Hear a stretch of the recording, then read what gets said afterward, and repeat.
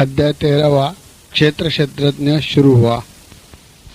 जब कभी कोई व्यक्ति बोलता है तो उसके शारीरिक चेष्टाएं और हाव भाव भी समझने वालों को उसकी ओर देखते हुए ध्यान करना चाहिए। कृष्ण कह रहे हैं कि हे कौन्ते, यही देह कहा है क्षेत्र नाम से। पिंड से लेकर ब्रह्मांड तक जो कुछ भी दिख रहा है, ये पिंड ब्रह्मांड में विराट देह यही क्षेत्र है।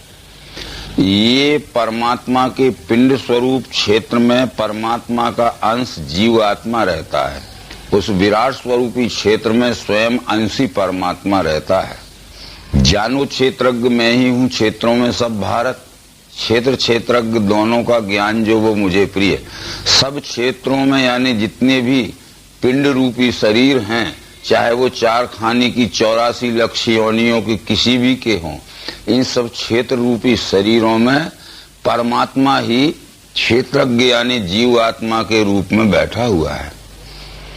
तो इस तरह से इसको पहचानना है। परंतु वो क्षेत्र क्या है, कैसा है, कर्म क्या क्या विकार हैं, क्षेत्रज्ञ कौन है, उसकी शक्ति क्या है, अल्प में सुनो। क्षेत्र किसे कहते हैं, क्षेत्र कैसा है और क्या है, क्षेत्रज्ञ किसे कहते हैं, क्षेत्रज्ञ की पहचान क्या है और उनसे होने वाले कर्म क्या हैं, ये बहुत थोड़े में मैं तुझे समझा रहा हूं अर्जुन, उसको समझो। गाया है ऋषि छंदों ने इसे नाना प्रकार से, कहा है दृढ़ युक्ति से पदों में ब्रह्मसूत्र ने। अनेक ऋषियों ने अपने अपने समय में, सतयुग में, त्रेता में, द्वापर में, जो हर एक युग में बड़े बड़े तत्वदर्शी ऋषि हो गए हैं, उन सब ऋषियों ने अपने अपने देश काल उचित समय में अपने अपने भाषा में इस क्षेत्र क्षेत्रज्ञ का अनेक नामों से निरूपण किया है। किसी ने क्षर कहा, किसी ने साकार कहा, किसी ने सगुण कहा, तो किसी ने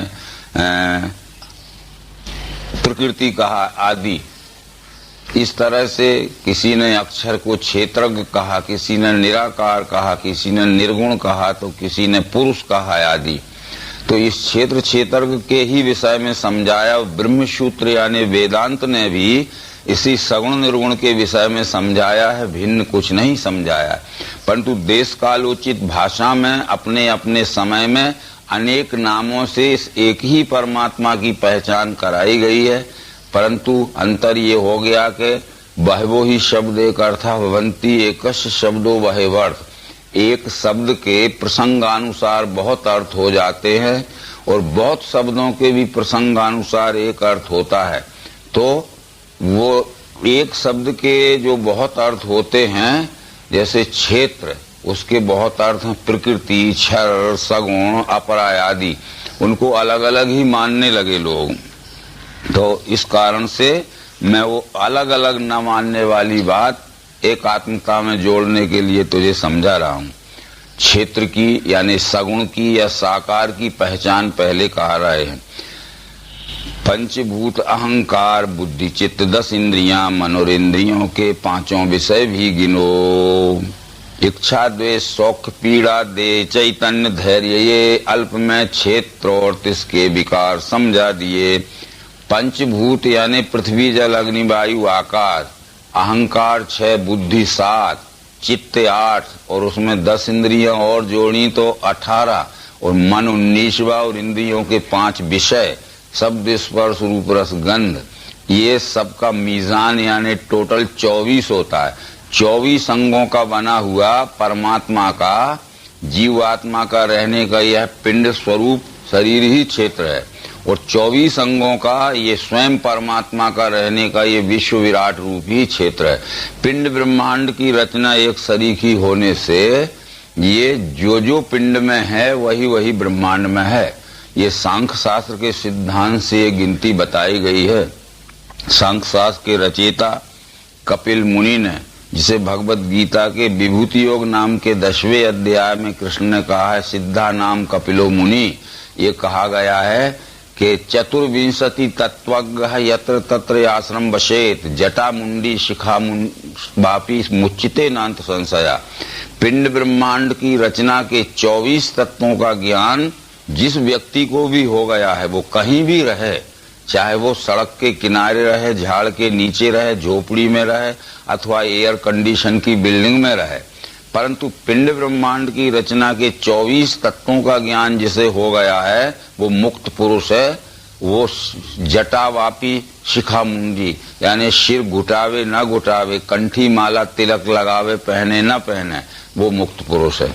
इस तरह से ये 24 तत्वों का बना हुआ ये शरीर है, 24 तत्वों का बना हुआ ये ब्रह्मांड है। अंश अंशी भाव से पिंड ब्रह्मांड की रचना एक सी है।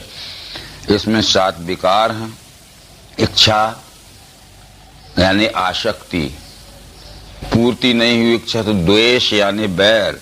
इच्छानुसार वस्तु मिल गई तो सुख होता है, इच्छानुसार वस्तु नहीं मिली तो दुख होता है। संघात, जहाँ ये 24 अंग कट्टे रहते हैं उसमें चेतना रहती है, यानी ज्ञान शक्ति रहती है, समझने की शक्ति रहती है, धीरती उसमें धीरज रहता है। ये क्षेत्र की पहचान है। परंतु क्षेत्रज्ञ जो है जीवात्मा, ये लक्षण जिस व्यक्ति में हो जाएं तो समझ लेना कि उसको अपने स्वरूप का ज्ञान हो चुका, क्योंकि सिम्टम्स जो रहते हैं लक्षणों से ही ज्ञानी की पहचान होती है। अमानित्व, अदम्भित्व, हिंसा, शांति, सौम्यता, सुचित्व, सत्व से प्रीति, स्थिरता, स्वात्म निग्रह, वैराग्य, इंद्रिय अर्थों में अहम वृत्ति उठे नहीं, अच्छा होवे बुरा होवे इससे शांति नहीं हिले। तो मान अभिमान न रहना, दंभ यानी झूठी बात कभी न बोलना, अहिंसा या कारण किसी को दुख न देना, शांति यानी हर अवस्था में शांत रहना, सुख दुख के मान अपमान के हर समय मौके आते हैं परंतु अपने चित्त में किसी प्रकार का विषम उद्विग्न भाव न आना। सौम्यता, सबसे सरल व्यवहार करना, कुटिल व्यवहार न करना। ये जिस मनुष्य में ईश्वर का ज्ञान हो गया है उसके इन लक्षणों से पहचान होती है। इंद्रियों के विषयों में अति आसक्ति न रहना, उदासीन अनासक्ति, पुत्री स्त्री गृह आदि में अच्छा होवे बुरा होवे इससे शांति नहीं हिले। तो पुत्र स्त्री धन आदि में इनको घर द्वार इसलिए बाल बच्चों को छोड़ता नहीं है, परंतु इनमें इतना भी आसक्त नहीं रहता है कि उनके सिवाय और आत्मचिंतन या अपने लोक कल्याण की न सोचे। उदासीन का अर्थ, उत का अर्थ है ऊपर, आसीन का अर्थ है बैठना, यानी त्याग ग्रहण के ऊपर बैठ जाना। नहीं, ना तो त्याग है और ना उनमें फंसा ही रहे, रहते हुए भी अनासक्त भाव से रहे। तो ये अनन्य योग से मेरी भक्ति अव्यभिचारिणी, एकांत स्थान में प्रेम अरती भीड़ भाड़ में। अनन्य योग फिर यहाँ आया, मई चानन्य योगेन भक्ति अव्यभिचारिणी। अनन्य योग यानी दिव्य चक्षु योग के द्वारा जो मेरी अद्वैत भक्ति करता है। अव्यभिचारिणी का व्यभिचारी भक्ति यानी द्वैत भक्ति है और अव्यभिचारी भक्ति यानी अद्वैत भक्ति। वो अनन्य योग दिव्य चक्षु योग के द्वारा ही अनन्य भक्ति हो सकती है। और एकांत स्थान में प्रेम, एकांत स्थान का मतलब है कि अंत में जो एक है परमात्मा, यद गत्वा न निवर्तन्ते तद धाम परमम मम। क्योंकि आदि में क्षर है, मध्य में अक्षर है, अंत में पुरुषोत्तम है। सर्वांग योग शास्त्र ये कहता है कि आदि में क्षर का भाव देखना निज बुद्धि से, फिर भरी है मध्य में इसके अक्षर ब्रह्म मिठास वो, अंत में पद सो पावे वेदों में श्रेष्ठ जो कहा। तो अंत में जो एक है वह परमात्मा ही है। उस परमात्मा विश्व रूप परमात्मा में ही प्रेम रखना, अनन्य प्रेम रखना, निस्वार्थ प्रेम रखना। और अरती भीड़ भाड़ में ये अनेक प्रकार के क्षर भाव के वातावरण में जाति पाति छुआछूत मंत्र तंत्र देवी देवता अनेक प्रकार के जो अंधविश्वास के क्रियात्मक कर्म हैं इनकी फंसावट से बहुत दूर रहना। अध्यात्म ज्ञान में वृत्ति आत्मा को पहचानना, ये ज्ञान है विरोधी जो इससे अज्ञान है। अध्यात्म ज्ञान नित्यत्वम तत्व ज्ञानार्थ दर्शनम, इस अध्यात्म विज्ञान से ही तत्व दर्शन हो सकता है। अध्यात्म ज्ञान नित्यत्वम तत्व ज्ञान अर्थ दर्शनम, तत्व ज्ञान शब्द कथनम के लिए नहीं है, तत्व ज्ञान अर्थ दर्शन के लिए है। परंतु हम अध्यात्म ज्ञान की बात तो करते हैं बहुत से लोग, परंतु केवल शब्दों में ही उसको निरूपित करते हैं, उसको प्रत्यक्षीकरण में नहीं दिखा पाते। ये लक्षण जिस मनुष्य में दिखे हैं उसको परमात्मा अनुभूति हो गई है, इन लक्षणों से उसकी पहचान होती है। क्योंकि बहुत सी बातें ऐसी हैं जो लक्षणों से पहचानी जाती हैं, इंद्रियों आदि से नहीं दिखती। अब गे बताता हूँ जिसके मुक्ति ज्ञान से, वो अनादि पर ब्रह्म है सतत सत से परे। अब ये क्षेत्र और क्षर, क्षेत्रज्ञ अक्षर, इन दोनों का लय जिस ज्ञेय यानी पुरुषोत्तम में होता है उसकी पहचान कराता हूँ कि वो कहाँ है और कैसा है। वो अनादि है। अनादि इसलिए है कि क्षर अक्षर दोनों आदि हैं। अनादि परमात्मा से पहले क्षर यानी सगुण, अक्षर यानी निर्गुण की कल्पना हुई है। यदि परमात्मा नहीं तो क्षर अक्षर भी नहीं, पर क्षर अक्षर ना भी रहें तो भी परमात्मा रह सकता है। यानी अनादि उसे कहते हैं कि जिसके ऊपर कल्पनाएं की जाएं तो वो अनादि है। वो कैसा है कि उसे सर्वत्र है, हाथ पैर मुंह शीश नेत्र हैं, सर्वत्र कान हैं, उसको सबों में व्याप्त है वही। उसे सर्वत्र हैं, हाथ पैर मुंह शीश नेत्र हैं, सर्वत्र कान हैं साकार दृष्टि से, सबों में व्याप्त है निराकार दृष्टि से, वही यानी विश्वरूप परमात्मा। इंद्रिय गुणों का साक्षी नहीं है, इंद्रियां जिसे सर्वाधार नहीं, बीद है भोगता है गुण निर्गुणी, भीतर बाहर भूतों के हिलता है स्थिर है वही, सूक्ष्मत्व से नहीं दिखे दूर है और पास है। भीतर भी है वह निराकार दृष्टि से, बाहर है वह साकार दृष्टि से, हिलता है साकार दृष्टि से, स्थिर है निराकार दृष्टि से, वही यानी ज्ञेय स्वरूप परमात्मा। पर सूक्ष्मत्व से नहीं दिखे दूर है और उपास है। सूक्ष्मत्व शब्द यह कारण स्वरूप शब्द है। स्थूल सूक्ष्म और सूक्ष्मत्व, तो स्थूल है क्षर, सूक्ष्म है अक्षर, पर सूक्ष्मत्व यानी कारण स्वरूप है परमात्मा।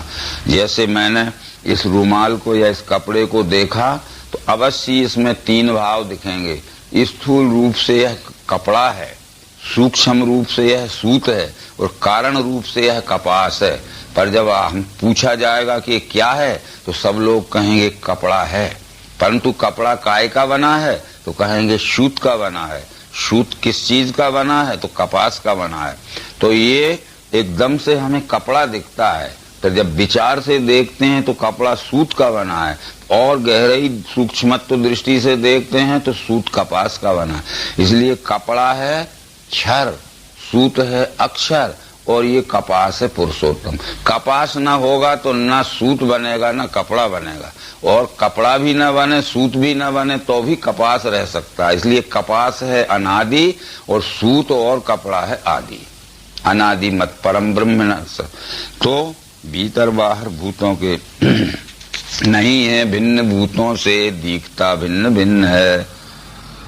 वो ज्ञेय भूत भरता है, लय उत्पत्ति को करे। वो संपूर्ण चराचर सृष्टि से भिन्न नहीं है, अभिन्न है, पर हमारी अज्ञान दृष्टि से, हमारी अविवेक दृष्टि से हमें अलग अलग दिखता है। आज ही सवेरे हमने पूछा था, यदि पूछा जाए कि हम सब लोग कहाँ हैं वर्तमान में, तो ये कहा जा सकता है कि हम पाटिल जी के ये धनंजय बंगले में हैं। पर पूछने वाला पूछेगा क्या भारत में नहीं है, क्या पृथ्वी में नहीं है, क्या विश्व में नहीं है, तो बराबर उत्तर मिलेगा कि हम विश्व में भी हैं, भारत में भी हैं, पृथ्वी में भी हैं और इस बंगले में भी। बतलाइए हम सब लोग वर्तमान में कहाँ हैं? अगर कहोगे कि तो क्या विश्व में तो हैं, पर पाटिल जी के बंगले में नहीं, भारत में नहीं। यानी ये बंगले से लेकर विश्व और विश्व से लेकर बंगला अभिन्नता में जुड़ा हुआ है, पर हमारी दृष्टि से तो अलग अलग दिख रहा है। ये महाराष्ट्र अलग है तो मध्य प्रदेश अलग है, तो भारत अलग है, तो अमेरिका अलग है, तो चाइना अलग है। तो ये नहीं है भिन्न। वो सूक्ष्म, वो ज्ञेय भूत भरता है, लय उत्पत्ति को करे। वो ज्ञेय नाम है परमात्मा का, संपूर्ण भूतों का धारण करने वाला है सत्वगुण यानी विष्णु के रूप में। उत्पन्न करने वाला है रजोगुण यानी ब्रह्मा के रूप में, और गृष्णु सबको लय करने वाला है शंकर यानी तमोगुण के रूप में। वो ज्ञेय भूत भरता है, लय उत्पत्ति को करे, भूत वृत्ति तत्तज ज्ञेयम गृष्णु प्रविष्णु चा। ऐसा सूर्य में तेज उसका है कहा है, तम से परे ज्ञान ये ज्ञान गम हिये में सबके बसा। ये सूर्य में भी उसका तेज है, क्यों कि उसके तेज से परमात्मा के अक्षर और क्षर भाव दो प्रकाशित होते हैं। परमात्मा के क्षर भाव से अग्नि प्रकाशित होता है और अग्नि से सूर्य प्रकाशित होता है, और सूर्य इस पृथ्वी में प्रकाश देता है। इसलिए परमात्मा क्षर अक्षर का प्रकाशक है, परमात्मा का क्षर भाव अग्नि का प्रकाशक है और अग्नि सूर्य का प्रकाशक है। तब सूर्य इस पृथ्वी को प्रकाश देता है। सूर्यो यथा सर्वलोकस्य चक्षु, वेद में इस बात को कहा गया है, अग्नि मूर्धा चक्षुषी चंद्र सूर्यो ने। अग्नि परमात्मा का सिर है, सूर्य चंद्र परमात्मा के नेत्र हैं, और इस तरह से सूर्य को भी प्रकाशित करता है।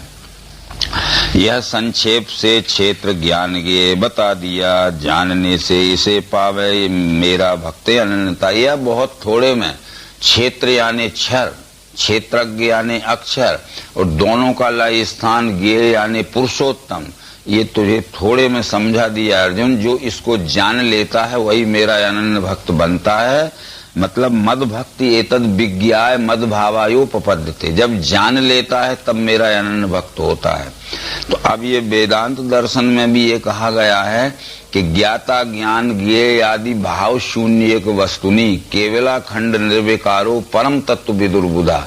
ज्ञाता ज्ञान ज्ञेय इस त्रिपुटी का भी जहाँ लय हो जाता है उसका नाम है वस्तु। वस्तु कैसी है? केवल है, अखंड है, निर्विकार है, परम तत्व विदुर्बुधा। उस परम तत्व को बुद्धिमान जानते हैं, पर कौन से बुद्धिमान जानते हैं? विशुद्ध बुद्धिमान जानते हैं। तो ये यहाँ तक बतला दिया। परंतु अब यहाँ जगत की उत्पत्ति जब सांख्य शास्त्र जैसे शास्त्र ने मानी है, तो वो भी यहाँ कारण बतला रहे हैं कि प्रकृति पुरुष का जोड़ा है सनातन जान तू, विकार गुण होते हैं पैदा जानो स्वभाव से। बिना जोड़े के कोई काम नहीं होता है। जैसे पिताजी को अगर संतान उत्पन्न करनी होगी तो माता की जरूरत पड़ेगी।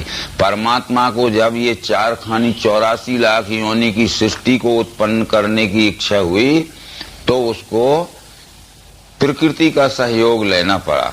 तो प्रकृति पुरुष का जोड़ा है सनातन जान तू, विकार गुण होते हैं पैदा जानो स्वभाव से। यानी विकार कहते हैं प्रकृति से होने वाले 17 स्तंभ 3 गुण और शब्द स्पर्श रूप रस गंध पंच तन मात्र। परंतु इनसे होने वाले जो आगे के हैं 17 स्तंभ से मन बुद्धि अहंकार और शब्द स्पर्श रूप रस गंध पंच तन मात्र से पंच महाभूत। तो ये विकार और गुणों के विकार ये स्वभाव से यानी प्रकृति से होते हैं। प्रकृति से हुए पार्थ गुण सत्व। कार्य कारण कर्तत्व इनका बीज स्वभाव है, सुख दुख आदि भोगों का साक्षी पुरुष है कहा। कार्य कारण कर्तव्य इनका बीज स्वभाव है। कार्य कारण कर्तत्व हेतु प्रकृति रुचिते। कार्य कहते हैं प्रकृति से होने वाला कार्य जो है 3 गुण है और 5 तत्व हैं। और कारण कहते हैं 3 गुणों से होने वाले मन बुद्धि अहंकार हैं और 5 तन्मात्राओं से होने वाले कान नाक त्वचा जीव नासिका 5 ज्ञानी। कार्य हैं 17 स्तंभ शब्द स्पर्श रूप रस गंध तन मात्र, ये प्रकृति के कार्य हैं। पर इनसे होने वाले कारण गुणों से हैं मन बुद्धि अहंकार, तन्मात्राओं से हैं कान नाक त्वचा जीव, ये करण हैं। और इनसे होने वाला कर्म है कार्य करण कर्तत्व। तो ये करण यानी साधनों से ही हम सब प्रकार के कर्तव्य या कर्म करते हैं, और अपने इन साधनों से मन बुद्धि अहंकार पंच ज्ञान इंद्रिय आदि से जो काम करते हैं, तो इनसे मिलने वाले सुख और दुख का अनुभव लेने वाला साक्षी रूप से ये जीवात्मा है। पुरुषा सुख दुखा नाम भोक्तृत्व हेतु रचते। एक बात इसमें छूट गई जो कि पहले अपने को कह देना बहुत जरूरी थी। क्षेत्र कहते हैं शरीर को और क्षेत्रज्ञ कहते हैं इस पिंड स्वरूपी शरीर में जीव आत्मा को। परंतु व्यवहारिक पक्ष में हम क्षेत्र कहते हैं जमीन को और क्षेत्रज्ञ कहते हैं जमीन के करने वाले किसान को। ये जीव आत्मा रूपी किसान का ये शरीर रूपी खेत है। जीव आत्मा रूपी किसान अपने शरीर रूपी खेत को अच्छी तरह पहचान लेवे कि मेरी कनिष्ठ भूमि है कि मध्यम भूमि है कि उत्तम भूमि है। कनिष्ठ भूमि यानी तमोगुणी शरीर है कि रजोगुणी शरीर है कि सत्वगुणी शरीर है, उत्तम है। तो ये जीव आत्मा रूपी किसान अपने शरीर रूपी खेत को अच्छी तरह से पहचान कर कर्म रूपी बीज बोवे। फिर जैसा कर्म रूपी बीज बोएगा वैसा ही सुख दुख रूपी फल इसको मिलेगा। तो इसलिए इस जीव आत्मा रूपी किसान को चाहिए कि अपने शरीर रूपी खेत को अच्छी तरह से पहचान के सुधार लेवे, फिर अच्छा इसमें अच्छा कर्म रूपी बीज बोवे ताकि अच्छा सुखमय रूपी फल मिले। क्योंकि सुबीजम सुक्षेत्रेषु विपुलानि उत्पादनो, श्रुति में ये मंत्र आया है कि सुबीजम अच्छा बीज होना चाहिए, अच्छा कर्म रूपी बीज बोना चाहिए। सुक्षेत्रेषु तो अच्छी सूरी हुई शरीर रूपी जमीन होना चाहिए। तो विपुलानि उत्पादनों तो विपुल सुख का आनंद मिलेगा। तो इस तरह से ये वो कहते हैं कार्य कारण कर्तृत्व इनका बीज स्वभाव है। सुख दुख आदि भोगों का साक्षी पुरुष है। प्रकृति के द्वारा आत्मा भोगे गुण स्वभाव के, गुणों के संग से ही ये देखे योनि बुरी भूली। ये प्रकृति से उत्पन्न जो तीन गुण हैं, इन तीन गुणों के संग दोष में फंसकर यह जीव आत्मा गुणानुसार कर्म करता है और कर्मानुसार उसके अच्छे बुरे फल भोगता है। इसलिए गुणों के संग से ये देखे योनि बुरी भली, यानी गुणों को अधीन करके और गुणों से साक्षी रूप से काम लेगा तो ये उत्तम योनि में जाएगा। और गुणों के बस में होकर गुण इस जीव आत्मा से काम लेंगे तो ये अनर्थ ही करेगा, जिससे इसको अधो योनि में जन्म मिलेगा। यानी अनुकूल सदा साक्षी भरता भोगता महेश्वर परमात्मा कहें जिसको वही है इस देह में। आज यहाँ भी ये विचार करना है कि अनुकूल सदा साक्षी भरता भोगता महेश्वर, जिसको विश्वरूप परमात्मा कहते हैं, जिसको पुरुषोत्तम कहते हैं, वो इस पिंड से लेकर संपूर्ण विश्व में वह परमात्मा ही परमात्मा कहें जिसको वही है इस देह में। इस देह में माने जानो क्षेत्रज्ञ मैं ही हूँ क्षेत्रों में सब भारत। तो उसको उपदृष्टा क्यों कहा है? उपदृष्टा कहते हैं कि जो सदैव समीप रहकर हमारे सब कर्मों को देखता है। क्योंकि कबीर आदि संतों ने कहा है कि राम झरोखा बैठकर सबका मुजरा ले, जाकी जैसी चाकरी बाको वैसो दे। तो झरोखा बैठ के माने ये इंद्रियों की खिड़कियों में वो बैठा हुआ है और खिड़कियों में बैठा बैठा हम क्या कर रहे हैं वो सब देख रहा है, और जैसा हमने किया है वैसा वो उसका फल देता है। उपदृष्टा कहने का मतलब ये था कि बहुत से प्रमाण, जैसे शकुंतला नाम की एक कण्व ऋषि के आश्रम पर पाली हुई मेनका वैश्या की पुत्री थी। राजा दुष्यंत ने उससे जब संसर्ग कर लिया, गर्भिणी हो गई, वो एक कह के गया कि जब अब मैं राशि ठाट बाट के साथ आऊंगा और तुम्हें सम्मान के साथ ले जाऊंगा, पर उसकी वासना पूर्ति होते ही वो भूल गया। बच्चा उत्पन्न हो गया जिसका नाम भरत था, जिसके नाम पे आज भी हमारे देश का नाम भारतवर्ष है। 6 वर्ष का हो गया। ऋषि ने अनेक संदेश भेजे, राजा नहीं आया। ऋषि ने सोचा कि चलो सेवकों को पहुंचा दिया जाए, ये अपने पहुंचाया है।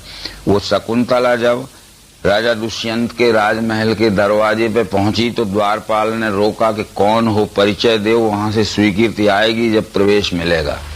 उसने कहा कि जाओ राजा दुष्यंत से कहो कि आपकी राजमहिषी शकुंतला आई है, राजमहल में प्रवेश लेना चाहती है। उस समय मंत्री परिषद की बैठक चल रही थी। राजा दुष्यंत ने कहा कौन से भिखमंगे की लड़की है और क्या अनशन भक्ति है, जाओ उससे कहो कि जल्दी दरवाजे से हट जाए, नहीं तो कोड़े मार के चमड़ा छील दिया जाएगा। वो तो समझ रही थी कि मुझे प्रवेश मिलने वाला है। द्वारपाल ने कहा कि जल्दी भागो, नहीं तो तुम्हें दुर्दशा होने वाली। उसने कहा मैं किसी भी कीमत पे यहाँ नहीं रहूंगी, दूसरा संदेश ले जाओ कि मुझे एक क्षण भी अपने सामने आने का मौका दे और नहीं तो मैं खुद ही आत्महत्या कर लूंगी, जिसका सारा पाप राजा को लगेगा। मंत्रियों ने कहा कि बुला तो लीजिए, क्या कह रही, नहीं तो आत्महत्या का बड़ा पाप होगा। बुलाया, उसने कहा कि आप अपने बच्चे को संभालिए, मैं किसी भी कीमत पे नहीं रहना चाहती। तो राजा दुष्यंत ने कहा कि गवाह लाओ, ये झूठी बात कहती हो, मेरा कैसा लड़का है, इसका गवाह लाओ। तो उसने कहा कि मेरे गवाह का नाम नारायण है, तुम अपने हृदय पे हाथ रख के उस नारायण से पूछ लो कि तुम्हारा है कि नहीं, दुनिया के गवाह में कहां से लाऊं। तो राजा अबाक रह गया, चुप रह गया। जब निरुत्तर हो गया तो मंत्रिपरिषद के लोगों ने कहा कि अब तुम्हारा तो है, क्योंकि निरुत्तर हो गए हो तुम। आकाशवाणी हुई का मतलब वाणी आकाश का गुण है, और मंत्रियों ने वाणी से कह दिया कि जब तुम उत्तर ही नहीं दे रहे हो, निरुत्तर हो गए, तो दरअसल में ये तुम्हारा ही है। इसलिए ये उपदृष्टा है परमात्मा, हमेशा उससे कोई बात छुप नहीं सकती। प्रकृति के द्वारा आत्मा को ध्यान से, कोई हिये में मन से लखें, कोई सांख्य ज्ञान द्वारा, कोई कर्म योग से। जिन्हें ज्ञान नहीं ऐसे औरों से सुन के मुझे भजते हैं, वे भी भक्त मृत्यु के भय से बचें। अनेक प्रकार से उस परमात्मा का ज्ञान करने वाले लोग, कोई अपने ध्यान से बैठते, कमरे में बैठ के ध्यान लगाते हैं, किसका लगाते हैं भगवान जाने, कौन सी सूरज सकल है और कहाँ दिखती होगी उन्हें, गलत बात है। कोई सांख्य योग के द्वारा जानते हैं, वो भी पढ़ते हैं, सुनाते हैं, और कोई अनेक प्रकार के क्रियात्मक कर्मों से जानते हैं, जबकि कृष्ण ने कह दिया कि नहीं वेद से, नहीं यज्ञ दान से, नहीं क्रिया से नहीं। और जिनको ज्ञान नहीं है, ऐसे दूसरे लोगों से भी सुनकर अगर उसको जानने पहचानने का प्रयत्न करते हैं और जान पहचान लेते हैं, तब वो मृत्यु के भय से बचते हैं। जब तक वो जान पहचान नहीं कर पाएंगे, तब तक उनका संशय भ्रम निवारण नहीं होगा, जन्म मृत्यु का बंद नहीं होगा फेरा। तो इस तरह से उसको जानना पहचानना बहुत जरूरी है, क्योंकि यह संक्षेप से क्षेत्र ज्ञान गे लखा दिया, जानने से इसे पावे मेरा भक्त अनन्यता। बस जानने पर मुख्य नौबत आती है। किताब पढ़ने के बाद भी जानना पड़ेगा, भाषण सुनने के बाद भी जान पहचान करना पड़ेगी। जिसके विषय में बोला जाता है, जिसके विषय में सुना जाता है, वो है कहाँ, उसकी जान पहचान हो जाना जरूरी है।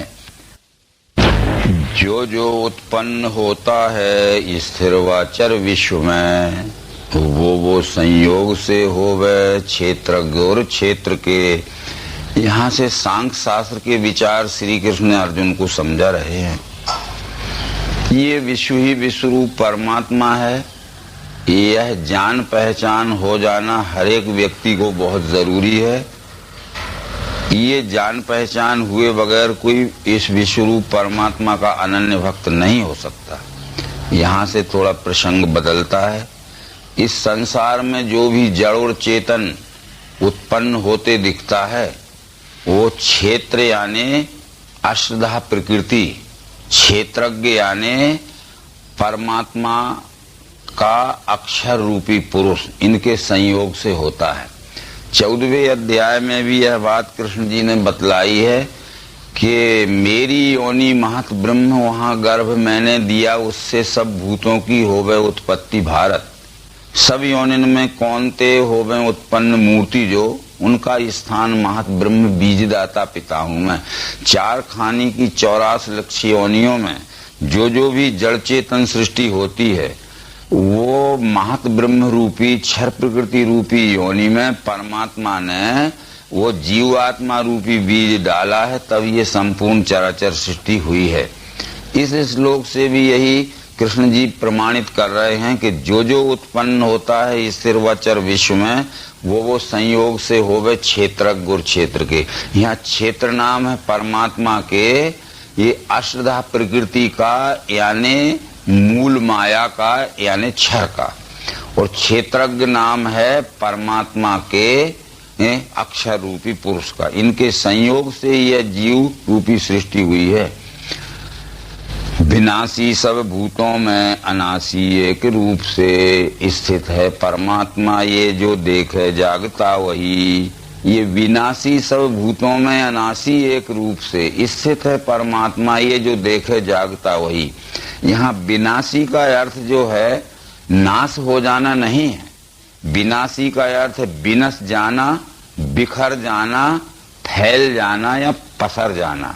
जैसे एक शक्कर का या गेहूं या चावल का ढेर रहता है, राशि रहती है, जब हम उसे फैला देते हैं तो वो फैलने को विनश जाना, फैल जाना, बिखर जाना कहते हैं। तो ये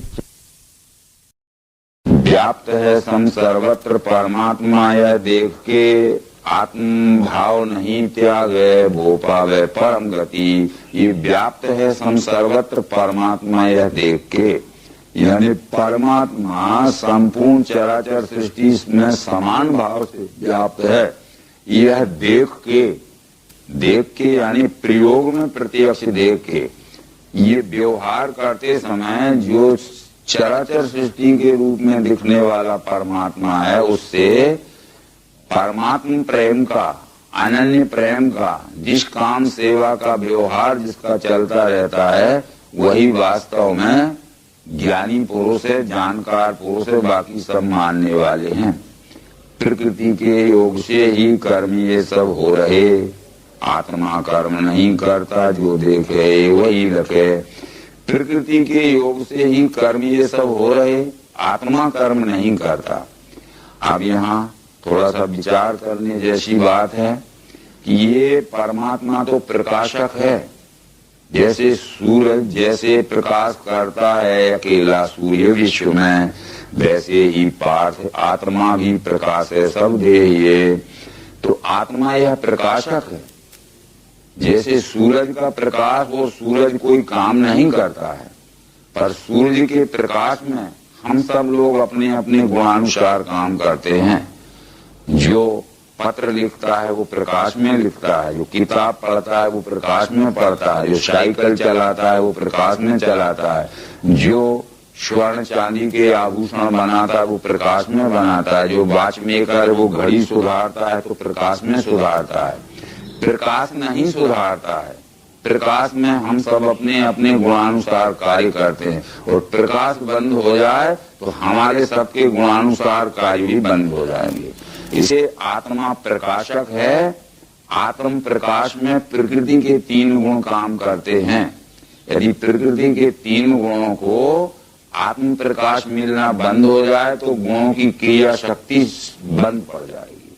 इसलिए कहते हैं प्रकृति के योग से ही, यानी प्रकृति के 3 गुणों के सहयोग से ही उत्पत्ति स्थिति लय का सब कार्य हो रहा है। आत्मा कर्म नहीं करता, जो देखे वही लगे, वही सच्चा जानकार है, वही सच्चा ज्ञानी है।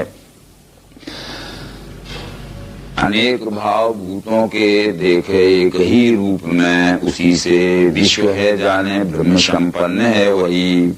यदा भूत पृथक भाव एक स्थान अनुपश्यति और तत्एव च विस्तारम ब्रह्म संपद्यते। तथा जितनी भी ये चराचर सृष्टि का विस्तार फैला हुआ है, इस सब में वह एक ही है और एक का ही फैला हुआ यह सब विस्तार है। ऐसा जिसको प्रत्यक्षीकरण में देखकर दर्शन जन्य अनुभव ज्ञान हो गया है, वही वास्तव में परमात्मा का जानने वाला है। बाकी सब भ्रमित हैं, मानने वाले हैं, ये कृष्ण जी कह रहे हैं। तो आगे जो कृष्ण जी कह रहे हैं वो अनादित्वात् निर्गुणत्वात् परमात्मा अयम जया शरीरस्थि कौन्ते न करोति न लिप्यते। गुण आदि नहीं, इससे परमात्मा अविनाश है। देह में स्थित है तो भी करता बीरता नहीं। गुण आदि नहीं का मतलब है कि ये अनादित्वात् निर्गुणत्वात्, परमात्मा अनादि है और निर्गुण है। ये सतरजतम 3 गुण परमात्मा की प्रकृति से उद्भव हुए हैं।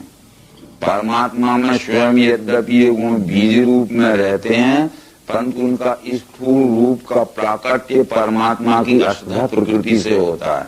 क्योंकि सत्वम रजः तमः इति गुणा प्रकृति संभवा, प्रकृति से हुए पाठ गुण सत्व रजो तमो, अविनाशी आत्मा को ये करे बंधन देह में, तो वो परमात्मा देह में स्थित है तो भी करता बीतता नहीं। ये हर एक पिंड स्वरूप शरीर में अंश रूप से वह परमात्मा जीव भाव से बैठा है, ना तो वो करता है और न बंधन में पड़ता है। परंतु एक कारण इसमें हो जाता है कि जब यह अपने मूल स्वरूप को नहीं जानता है, वो ये समझ लेता है कि मैं ही कर्ता धरता हूँ और कर्तापन का अभिमान अपने ऊपर ले लेता है, वो ये भूल जाता है कि गुण कर्म के कर्ता हैं। जैसा कि 14वें अध्याय में बतलाया है, गुण है कर्म के कर्ता, दृष्टा ये जब है लखे, मैं गुणों से परे हूँगा जाने वो मुझ में मिले। वास्तव में गुण ही कर्म कर रहे हैं। यदि ये जीवात्मा कर्म करता होगा तो सब में जीवात्मा है, सबके कर्म एक से होते। सबके कर्म एक से इसलिए नहीं होते हैं, यद्यपि में सब में जीवात्मा एक ही परमात्मा का अंश है, परंतु कहीं तमोगुण प्रधान अवस्था में है जीव, कहीं रजोगुण प्रधान में है। किसी पिंडभूत शरीर में सत्वगुण प्रधान अवस्था में जीव, जिस गुण प्रधान अवस्था में जीव है उस गुण की प्रधानता से उसी गुण का कार्य होता है। इसलिए गुण है कर्म के कर्ता, परंतु गुणों का साक्षी बन के जीव आत्मा को रहना है। तो अभी गुणबद्ध है जीव आत्मा, इसलिए गुण इससे काम लेते हैं जीव आत्मा से। पर जब गुणों का साक्षी हो जाएगा तो ये जीव आत्मा गुणों से काम लेने लगेगा। जब गुणों से काम लेने लगेगा तो जिस गुण की जब जिस समय जरूरत आएगी उस गुण को से काम लेगा। अभी जिस गुण की जरूरत भी नहीं है वो गुण जबरदस्ती हमारे से आवेशित होकर काम करवा लेता है। ये बातें सब 5वें अध्याय में कृष्ण जी समझा चुके हैं। काम क्रोध से उपजे वेद जो इस लोक में अंत तक सह लेता है वो सुखी न युक्त वो। यदि कहते हैं कि काम क्रोध वियुक्ता नाम यति नाम या चेष्टाम, काम क्रोध आदि के जो आवेश आते हैं तो ये जीव आत्मा जब गुणों का साक्षी हो जाता है तो इन आवेशों को आने नहीं देता है, और जब साक्षी नहीं होता है तो ये काम क्रोध लोभ के आवेश जबरदस्ती जीव पे आ जाते हैं। अभी काम क्रोध लोभ हमारे में सब में, ये न समझे कोई कि काम नहीं है, क्रोध नहीं है, लोभ नहीं है, पर हम उनके साक्षी होने से गुणों के ये कहते हैं कि भाई तुम आराम करो, तुम्हारी जरूरत होगी जब हम बुलाएंगे। जब हमें काम की जरूरत होती है तो हम काम को बुलाते हैं, क्रोध की जरूरत होती तो हम क्रोध को बुलाते हैं, लोभ की जरूरत होती तो लोभ को बुला लेंगे। परंतु हम इनके साक्षी नहीं होते हैं तो बिना बुलाए काम क्रोध लोग हमारे सिर पे बैठ जाते हैं और वो अनर्थ करवा लेते हैं। यही बात 3रे अध्याय में अर्जुन को कृष्ण जी ने समझाई थी। अर्जुन ने कहा था किसकी प्रेरणा से ये स्वेच्छाविन कृष्ण जी बल से ढकेलना जैसे वैसे ही पाप आचरण। हमारे अंदर कौन सी ऐसी अज्ञात शक्ति है कि हम बुरा नहीं करना चाहते, वो जबरदस्ती हमें बुरा करने में लगा देती है। और हम बुरा कर तो रहे हैं, वो ये चाहते हैं कि हम बुरा करना छोड़ देवें, हम चाहते हैं कि हम बुरा करना छोड़ देवें, पर वो कौन सी अज्ञात शक्ति है जो हम चाहते हैं कि बुरा करना छोड़ दें, वो छोड़ने ही नहीं देती। तो कृष्ण का यही उत्तर था, यही काम यही क्रोध है रजोगुण से हुआ, ये अभाषी महापापी यहाँ तो शत्रु जान ले। इसलिए इस काम क्रोध लोगों को जीतना है। अतः रामायण आदि ग्रंथों में ये लिखा है कि तात तीन अति प्रबल खल काम क्रोध लोभ मुनि विज्ञान धाम मन कर निमस में छोड़। भगवद गीता के 17वें अध्याय में लिखा है कि चक्र में डालने वाले नरक के 3 द्वार हैं, काम क्रोध तथा लोभ, तस्मात ये 3 त्यागना। नरक के 3 द्वारों से कौनते मुक्त जो हुआ वो करे वर्ण का कर्म मिले आत्मगति उसे। यानी इस तरह से ये काम क्रोध लोभ तो हमारे में भी है पर हमारे वश में है, परंतु ये जीव आत्मा के वश में गुण नहीं रहते हैं तो गुण से उत्पन्न काम क्रोध लोभ भी वश में नहीं रहते हैं, ये अनर्थ करवा लेते हैं। काम क्रोध लोभ निकल नहीं सकते शरीर, ये प्रशांत रहेंगे, निर्विकार रहेंगे। इतनी व्याख्या का आशय यही था। तो जैसे प्रकाश आकाश सर्वव्यापी ज्यों सूक्ष्म है बीरता नहीं, वैसे ही शब्देहों में रहे आत्मा फंसे नहीं। इसका आशय यह है कि आकाश सर्वव्यापी है, सूक्ष्म है, वो किसी भी घटक इकाई में वो बंध के नहीं रह सकता। जैसे हमने एक छोटा सा घड़ा लिया जिसे हम सुराही कहते हैं, सुराही के अंदर जो स्पेस है, पोलापन है, उसको अवकाश कहते हैं। यदि सुराही ये समझ ले कि मैंने अपने अंदर अवकाश को, आकाश को बांध लिया है, तो उसकी ये महत भूल है, क्योंकि सुराही को ये देखना पड़ेगा कि मेरे चारों तरफ भी तो पोलापन है, मेरे अंदर ही पोलापन, मैं खुद ही उस अवकाश में बंधी हुई हूँ, मैंने अपने अंदर। इस तरह से ये जीव आत्मा इस शरीर में बंधा नहीं है, गुणों की रस्सियों से ये बंधा हुआ है, परंतु क्या ये केवल शरीर में, शरीर के बाहर विश्व में भी तो है, भीतर भी वही है, बाहर भी वही। ये बात अभी पूर्व में समझा गया कि भीतर बाहर भूतों के हिलता है, स्थिर है वही, सूक्ष्मत्व से नहीं दिखे, दूर है और पास है। जैसे प्रकाश करता है अकेला सूर्य विश्व में, वैसे ही पार्थ आत्मा भी प्रकाश है सब दे। जैसा अकेला सूर्य संपूर्ण संसार को प्रकाशित करता है, वैसा अकेला ही परमात्मा संपूर्ण चार खानी की 84 लक्ष योनियों के जीवों को प्रकाश देता है, प्रकाशित करता है। उसके आत्म प्रकाश से प्रकृति से उत्पन्न हुए 3 गुण अपने उत्पत्ति, स्थिति, लय का या अनेक प्रकार का कार्य कर रहे हैं, जो भी वो गुणजन्य कार्य हैं। गुणों की कार्य शक्ति अनंत है। तो इस तरह से क्षेत्र क्षेत्रज्ञ का भेद ऐसे जो ज्ञान चक्षु से देखे, प्रकृति से मोक्ष भूतों का ब्रह्म है वही। क्षेत्र कहते हैं शरीर को, और क्षेत्रज्ञ कहते हैं इसमें रहने वाले जीव आत्मा को। ये तो हुआ पिंड का, पर क्षेत्र कहते हैं विश्व में इस विराट शरीर को, और क्षेत्रज्ञ कहते हैं इसमें रहने वाले परमात्मा को।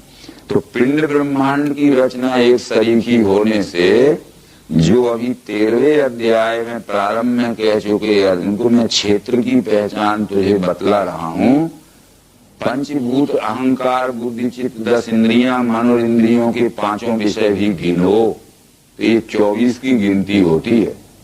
पंचभूत इस पिंड रूपी शरीर में पृथ्वी जल अग्नि वायु आकाश पंच महाभूत हैं, तो विराट में भी पंच महाभूत।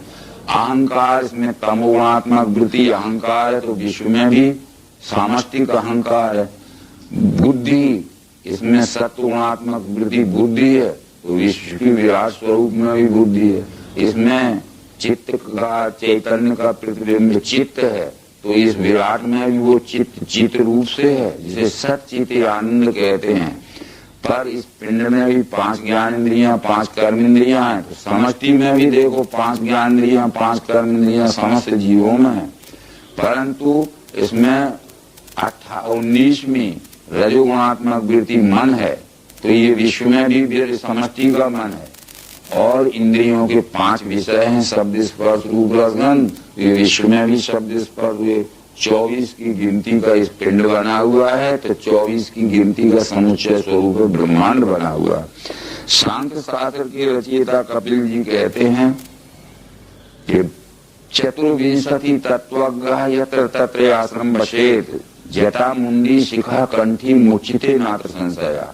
पिंड ब्रह्मांड की रचना के 24 तत्वों का ज्ञान जिसको हो गया है, वो कहीं भी रहे, जटा मुंडी शिखा कंठी, वो सिर पे बाल रखे ना रखे, सिर घुटावे ना घुटावे, तिलक माला पहने ना पहने, और चोटी रखे ना रखे, वो मुक्त पुरुष है, इसमें कोई संशय नहीं है। तो ये पिंड ब्रह्मांड की रचना के 24 तत्वों का ज्ञान यही है कि इस पिंड में 24 तत्व हैं, वो अंशी के, इस अंश में 24 अंग आए हैं, अंशी भाव से पिंड ब्रह्मांड की रचना एक शरीर की है। तो क्षेत्र क्षेत्रज्ञ का भेद ऐसे जो ज्ञान चक्षु से, ये दिव्य चक्षु के द्वारा क्षेत्र यानी साकार, क्षेत्रज्ञ यानी निराकार, इन दोनों का जिस ये परमात्मा में है, उस परमात्मा की ज्ञान जिसको हो जाता है, तो वो जीव भाव से छूटकर भूत प्रकृति मोक्षम क्या, भूत प्रकृति मोक्षम का मतलब है जीव भाव से मुक्त होकर ये विदुही यान्ति ते परम, जो जान लेता है ते परम यानी परमात्मा भाव में पहुंच जाता है। तो ये विचार इस 13वें अध्याय में समझाते हुए और ये 13वां क्षेत्र गीये नाम का 13 अध्याय समाप्त। नर्मदे हर।